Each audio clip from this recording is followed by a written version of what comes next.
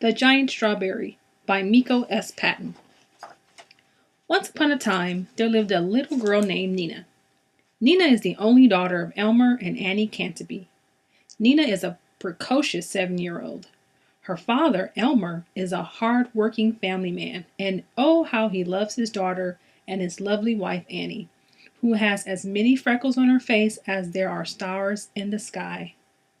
Annie is very protective of little Nina, since Nina is her only child. Nina is a straight-A student in Big Sky Middle School.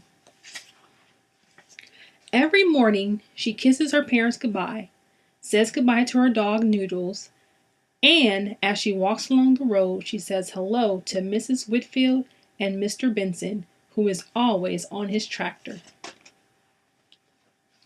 The closest neighbor to the Canterbys is Mrs. Whitfield. Mrs. Whitfield is the oldest person in town. She is 65 years old, but she doesn't look a day over 40.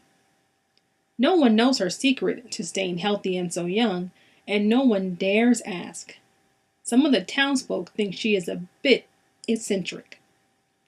You see, she is a farmer just like the rest of the community, but she farms a bit differently from the rest. She refuses to use pesticides and other chemicals on her crops. Nope, she uses only the finest natural products. Everyone always talks of how her crops grow 10 times larger than everyone else's, and her food always tastes the best. Every year there is a strawberry pie cook-off, and every year Mrs. Whitfield wins hands down. This year, her strawberries have grown exceptionally large. The town reporter came to interview Mrs. Whitfield, and he brought some measuring tape with him. In his article entitled The Giant Strawberry, he compared the tiniest strawberry in her garden to the size of a basketball. Mrs. Whitfield may be a little strange to some, but oh, how she is loved by little Nina. Every day after school, Nina stops by Mrs. Whitfield's home to sip lemonade with her and eat strawberry pie. The two would talk about her day at school, and Mrs. Whitfield would reminisce about her younger days.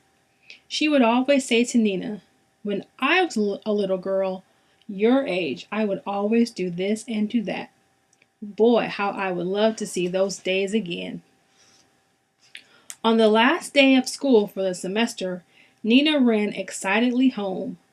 School let out at noon, and her mother promised her she could play all afternoon long up until evening, but that she had to be home before dark. As usual, Nina agreed. So she ran up the road to play with her friends. They played and played and played until suddenly dusk came. They were having such a good time that Nina had lost track of time. She told her friend she had to hurry home before dark, so she waved goodbye to her friends and started running toward home.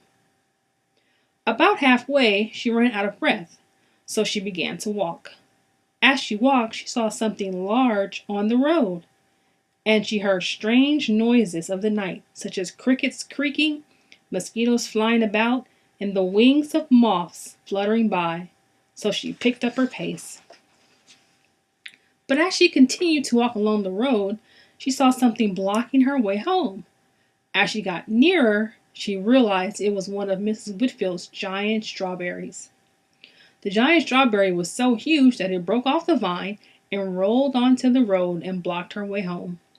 Just then, the light at Mrs. Whitfield's house disappeared. Nina contemplated going around the strawberry, but on one side was this creepy, swampy area with snakes, and on the other side were Mrs. Whitfield's strange natural potions she used to make her fruits and vegetables grow so big. So Nina knew there was only one thing to do. She had to eat her way through the strawberry until she could get to the other side. So she ate and ate and ate and ate, she did. When she finally made it to the other side, her tummy was really aching, and it was so big. So she wobbled all the way home, and holding her tummy, she said to herself, "Maybe that's why every morning I see Mr. Benson on his tractor moving Mrs. Whitfield's fruits and vegetables off the middle of the road." When Nina finally reached home, her father was on the porch waiting for her. He said, "Nina, it's almost dark. What happened and where have you been?" With tears in her eyes, she said, "Well, Daddy, I was trying to get home before dark when one of Mrs. Whitfield's strawberries fell off the vine and rolled onto the road, and it blocked my way home." With a smile on his face, he looked Nina in the eye and said, "Oh, so did you have to eat your way through the strawberry like I did when I was a boy?" Nina looked up at her dad in great surprise and said, "Yes, Daddy, you too?" Mr. Canterby took her by the hand, brought her into the house, and gave her a warm bath. Afterward, he said, "We'd better get you to bed before Mother comes back from Mrs. Murphy's house." So he tucked her into bed and kissed her goodnight. The next morning, Annie called Nina downstairs to breakfast. As Nina sat down at the table, she asked, "What are we having?" Her back was toward Nina, and in her hands was a big plate of pancakes smothered with strawberries. With a smile on her face, she turned around and said, "We're having your favorite, pancakes made with Mrs. Whitfield's famous strawberries." When Nina heard her mom say those words, and when she saw that colossal stack of pancakes, all she could do was let out a huge sigh and think to herself, "I'll never be late coming home again." The end.